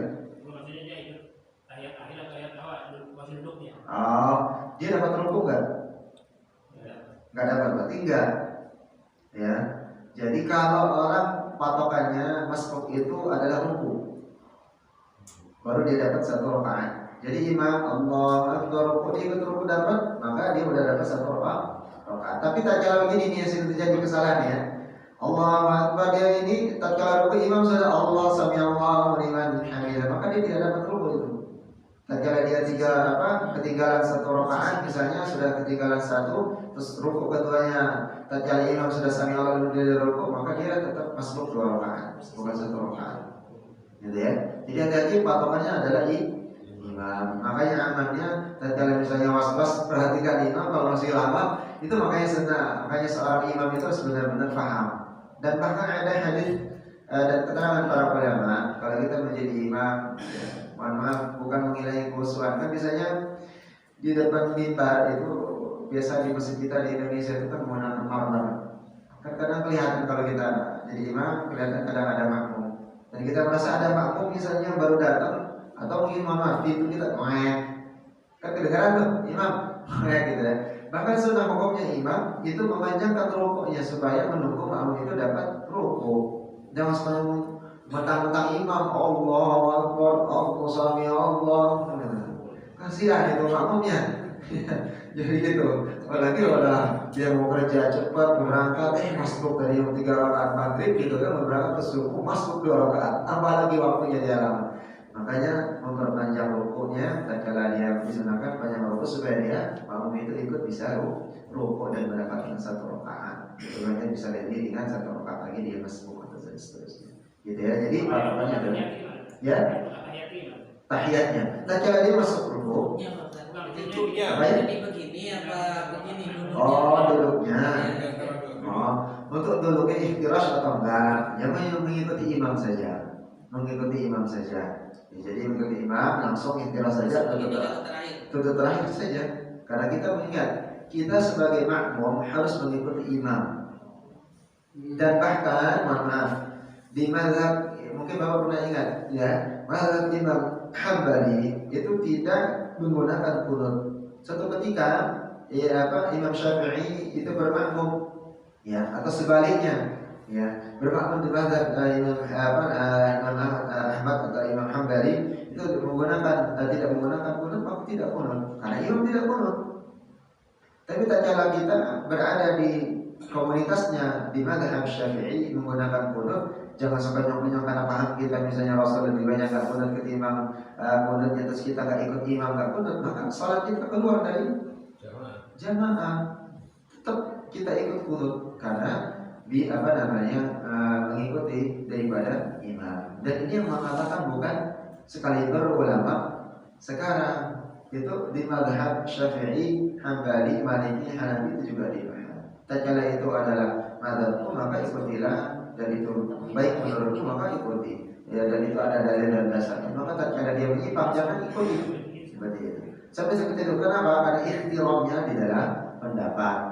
Berbeda pendapat itu boleh, ada dasar dalilnya, akan tetapi jangan sampai kita saling mencela, saling menyalahkan. Karena Rasulullah SAW kunut ya, enggak juga pernah Rasulullah SAW tidak kunut. Dua-duanya sama, gitu ya. Jadi tinggal mengkondisikan saja bagaimana kita. Makanya ini yang menjadi masalah karena di dalam sholat kita nggak selesai-selesai. Babnya sholat mulu ya, babnya taharah mulu, muamalah nggak kesentuh, gitu ya. Masih berantem masalah kunut aja, berantemnya masalah isbal gak isbal aja, berantemnya sama jenggotan sama jidatnya hitam gak hitam, itu aja dibahas. Maksudnya dalam muamalah nih, gimana ngidupin musola, gimana ngidupin masjid, santrinya jamaahnya ada enggak. Permasalahan sekarang kenapa jamaah kita enggak ada, ya kan? Apakah kita terlalu kaku atau bagaimana, atau jamaah enggak nyaman dengan kondisi musola, karpetnya bau, enggak di laundry panas gitu kan, atau yang lainnya dan seterusnya. Justru itu yang harus sudah berkembang kita dalam muamalah. Gitu. Kalau dalam sholat sudah selesai sebetulnya, nggak ada yang salah itu orang yang nggak sholat. Bagaimana cara kita menarik orang supaya terikat dengan musola dan masjid supaya nyaman enak gitu. Mau pulang dari sini kayaknya kampung, bisa antar lagi supaya nanti barengan bisa makan, kayaknya enakan di masjid ini. Jadi ini gitu bisa terikat ya. Kalau kantor dekat bisa punya kantor di mana di Bekasi, kayaknya itu dengan al-jihad bisa zuhurnya di sini aja deh, bisa zuhur di sini, nanti pada zuhur bisa balik lagi ke kantor. Bagaimana kita bisa kondisi seperti itu? Atau Idul Adha yang tadinya sapi cuma 2, gimana tahun depan bisa 10 gitu. Benar-benar berarti kajian. Tapi kalau sudah paham semua manfaatnya bagaimana, harta itu untuk apa dan seterusnya berjalan, sudah selesai. gitu kan. Harta udah belum akan balik lagi. Ya. Kalau pemahaman kita, kayaknya udah berinfak kemarin 1 juta kok gak balik ya. Terus 10, aduh kalau itu pemahamannya sampai sana, pemahaman cuma kulitnya ke hadisnya. Dilipat gandakan menjadi 10 kali lipat. Kalau berinfak 1 juta berarti 10 kali lipat jadi 10 juta. Tapi kalau berinfak 10 juta berlipat kali menjadi 100 juta. Konsepnya salah. Ya, konsepnya bagaimana? Sudah anak-anak diberikan kesehatan, istri cerdas, anak baik, nggak ada masalah, aib tertutupi, ya. Sakit kita nggak pernah, orang sekarang di mana-mana sakit kita lihat dokter Arif. Kalau saya sempat nyampaikan ke bapak-bapak, sudah kalau dokter Arif itu jam kerjanya harusnya jam 8:30 dia tutup, tapi sampai jam 10 udah harus hati-hati bulan ini sampai ke depan.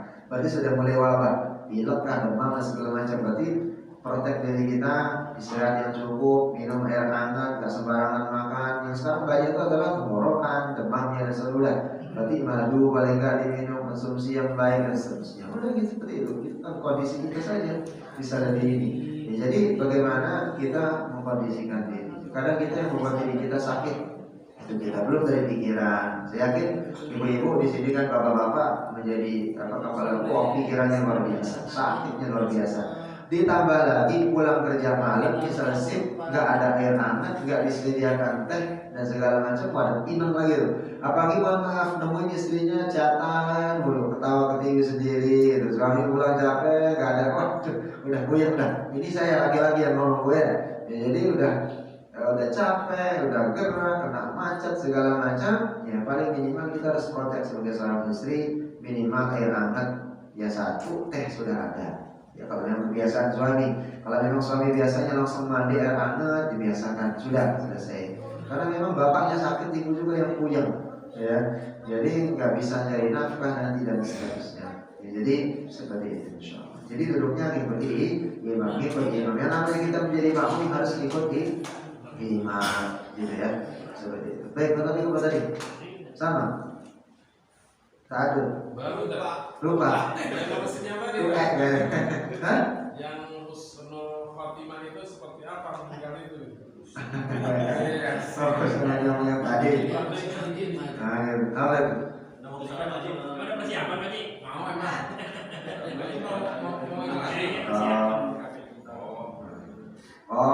Takaran husnul khotimah. Kalau husnul khotimah itu tidak bisa kita memang mengambil sebuah keputusan ini dari husnul khotimah atau enggak. Itu hak Allah Subhanahu wa taala. Maka Allah mengatakan, ya ayyatuhan nafsul mutmainnah irji'i ila rabbiki radiyatan mardiyah fadkhuli fi ibadi wadkhuli jannati bi radiyatan mardiyah. Jadi husnul khatimah adalah orang yang diridhoi semasa hidupnya dan diridhoi setelah kan dia sakaratul maut, gitu ya. Walaupun mohon maaf, orang yang misalnya hadis Rasulullah mengatakan barang siapa yang mengucapkan di khatamul hayati, di dalam akhir hayatnya kalimat la ilaha illallah atau kalimat tauhid, maka masuk ke dalam surga. Ada orang yang misalnya dia mengucapkan kalimat syahadat sepanjang malam, apakah dia husnul khatimah? Tidak, belum tentu. Belum tentu. Bukan gerbangnya sana saja, bagaimana kita lihat hidupnya, bagaimana muamalahnya. Tapi kalau masih ada hutang yang nyangkut dan orang yang dihutangi itu misalnya belum ikhlas, belum dia bayar, maka nyangkut juga, belum nyampe rohnya. Walaupun dia syahadat, tatkala dia salatul maut, mudah-mudahan anak-anaknya, cucunya untuk tetap selesaikan dulu muamalahnya dengan manusia. Makanya harus kita perhatikan mana masalahnya dia dengan muamalah manusia, muamalahnya dan seterusnya, gitu ya. Lalu bermasalah juga misalnya dia ternyata tatkala Ramadan meninggalnya syahadat dia asyhadu alla hadis mengatakan maka masuk surga husnul khatimah, ternyata baru setengah puasanya enggak dibayarin sama anaknya fidyahnya. Di mazhab Syafi'i bagaimana hukumnya dan seterusnya, lewat begitu saja ya.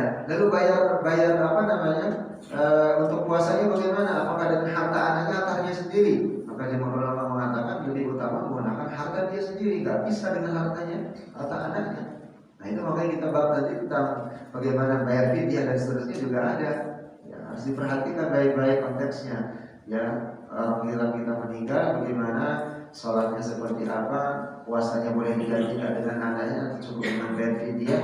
Fidyah dengan harta kita nih, bapak punya uang hasil keringat sendiri, bayarin fidyahnya boleh atau enggak? Sah enggak? Secara mazhab Syafi'i, ternyata jumhur ulama mengatakan itu lebih utama dan memang harus menggunakan harta yang dari peninggalan bapak. Kalau dia peninggalannya nih, ya jual dan seterusnya, itu yang dipakai membayar, tidak bisa dengan harta kita, karena memang tabungannya pribadi. Karena Rasulullah Allah mengatakan, fa'inna sawm Allah ma'adha beli fa'ana jisibi. Itu untuk aku dan aku yang akan memberikan jazanya bagi nafsi orang sendiri. Jadi itu harus diperhatikan. Jadi tidak menjadi patokan juga, walaupun ada hadis yang memang sahih mengatakan mengucapkan dua kalimat syahadat akan mendapatkan surga Allah Subhanahu wa taala. Jadi harus benar-benar diperhatikan hutang bagaimana dan seterusnya. Makanya itulah di dalam ta'ziyah, ya di dalam kita menyampaikan kepada keluarga, kiri kanan, tetangga, meminta maaf, meminta doa. Karena memang mohon maaf, ini yang sekarang menjadi tabu, menjadi sunnah yang ditinggalkan dan bahkan menjadi aneh di tengah masyarakat kita. Apa itu?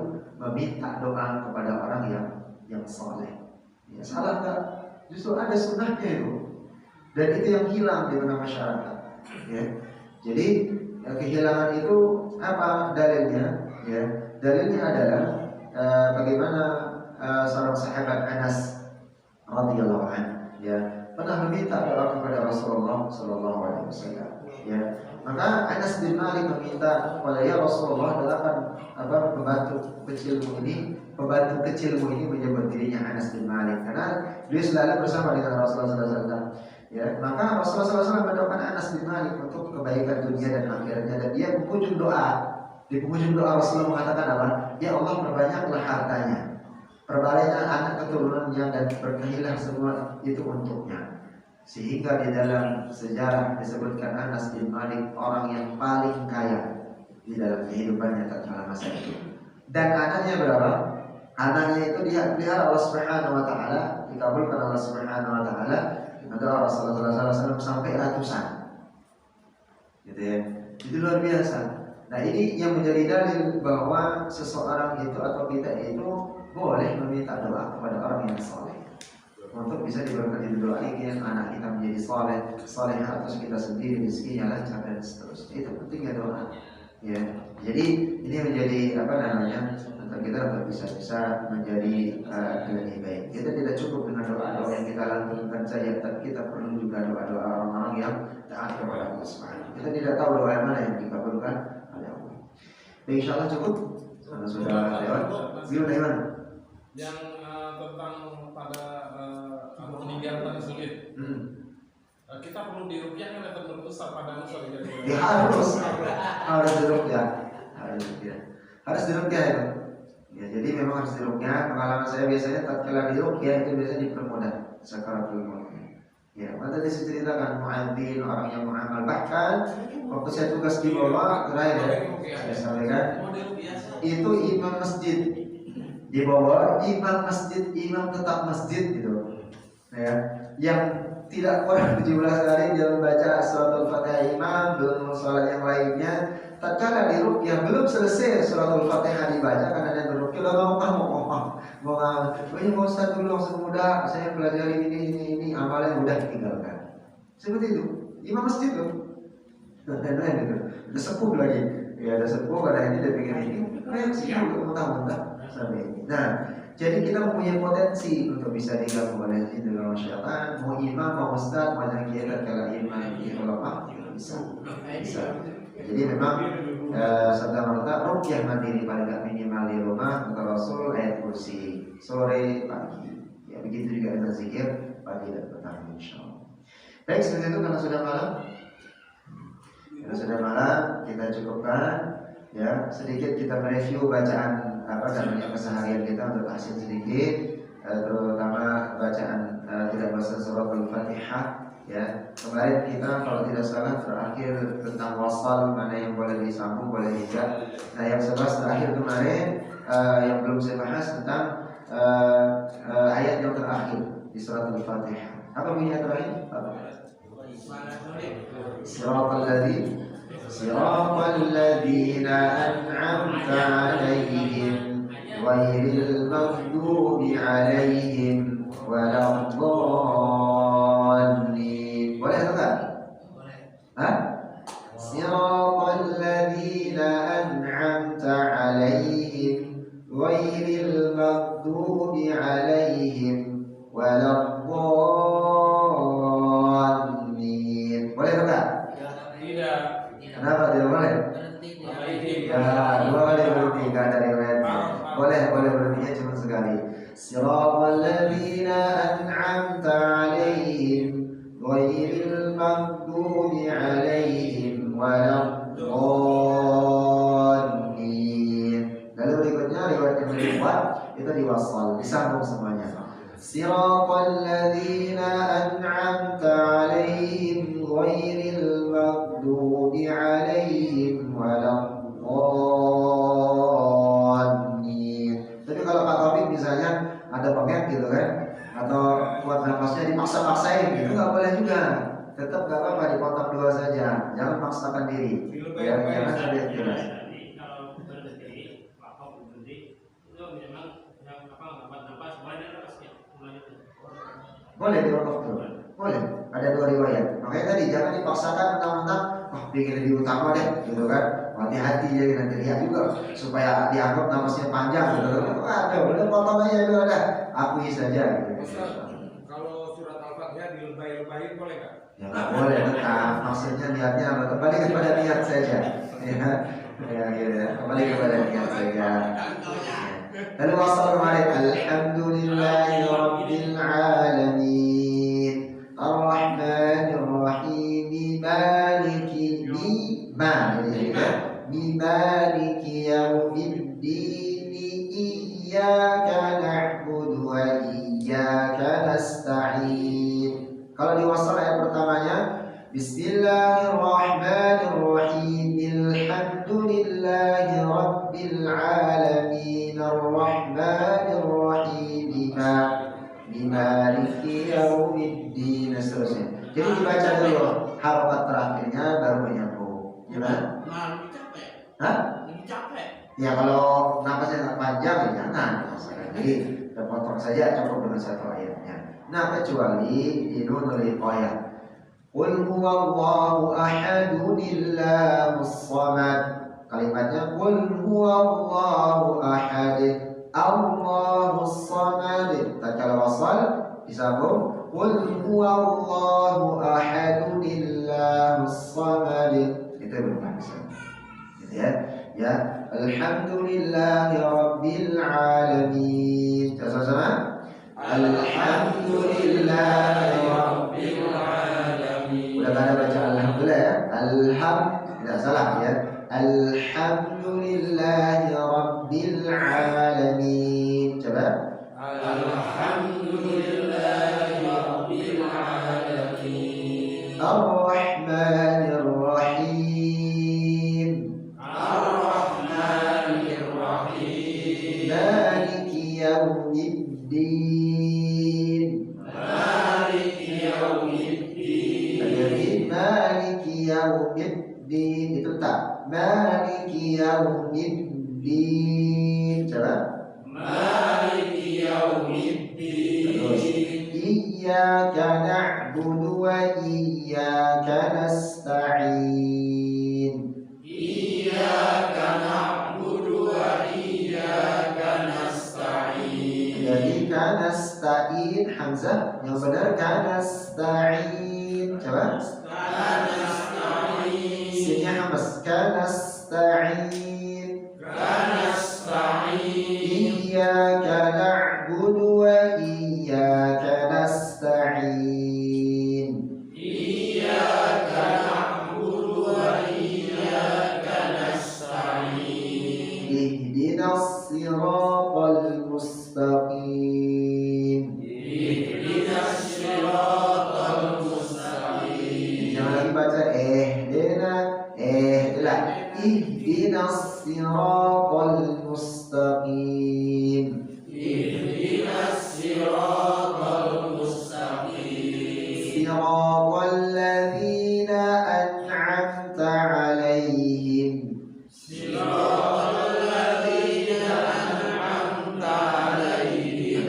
sad baru an'amta tidak qalqalah. Siratal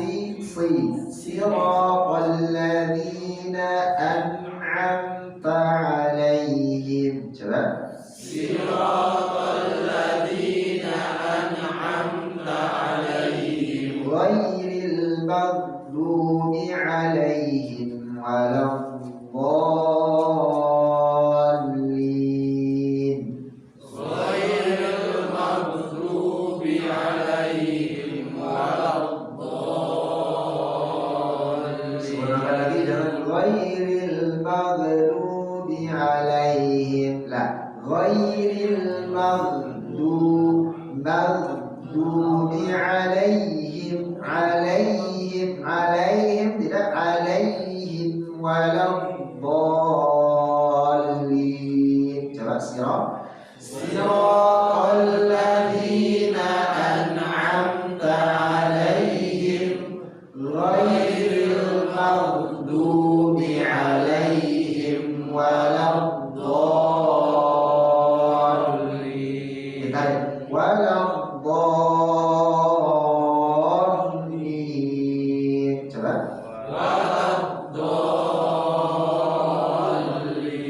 Baik, dalam Fatihah syaratnya sahnya semua. Ya, tidak Al-Fatihah maka tidak sah salat. Salah juga bacaannya, sama hukumnya sama dengan tidak membaca salat Al-Fatihah. Insyaallah. Mudah-mudahan Allah Subhanahu wa taala berikan kemudahan dan menerima setiap amal kita, salat kita dan seterusnya. Kita dulu sama-sama berdoa kepada Allah Subhanahu wa taala. A'udzubillahi minasyaitonir rajim. Bismillahirrahmanirrahim. Allahumma shalli ala Muhammad wa ala ali Muhammad kama shallaita ala Ibrahim wa ala ali Ibrahim innaka Hamidum Majid. Allahumma ighfir lana dhunubana, Allahumma ighfir lana dhunubana, Allahumma ighfir lana dhunubana wa dhunuba walidina warhamhum kama rabbawna shighara warhamhum kama rabbawna shighara ya arhamar rahimin. Allahumma ighfir lil muslimina wal muslimat wal mu'minina wal mu'minat al ahya'i minhum wal amwat ya qadiyal hajat. Allahumma taqabbal du'aana, Allahumma taqabbal salatana wa siyamana wa qiyamana wa ruku'ana wa sujudana ya arhamar rahimin. Allahumma taqabbal min kulli hajatana, Allahumma taqabbal tilawatana min tilawatil Qur'an, Allahumma taqabbal min kulli a'malina min amalin salih ya dzal jalali wal ikram. Allahumma ij'al lana wa ahlana wa auladana min ahlil Qur'an khususan fi tafsir hifdhi ya arhamar rahimin. Rabbana zalamna anfusana wa illam taghfir lana wa tarhamna lanakunanna minal khasirin. Allahumma inna nas'aluka al-firdausi nuzula wa na'udzu bika min sakhatika wan nar wa na'udzu bika min sakhatika wan nar wa na'udzu bika min sakhatika wan nar. Rabbana atina fid dunya hasanah wa fil akhirati hasanatan wa qina 'adzaban nar. Walhamdulillahi rabbil alamin. Subhanakallahumma wa bihamdik asyhadu an la ilaha illa anta astaghfiruka wa atubu ilaik. Assalamualaikum warahmatullahi wabarakatuh.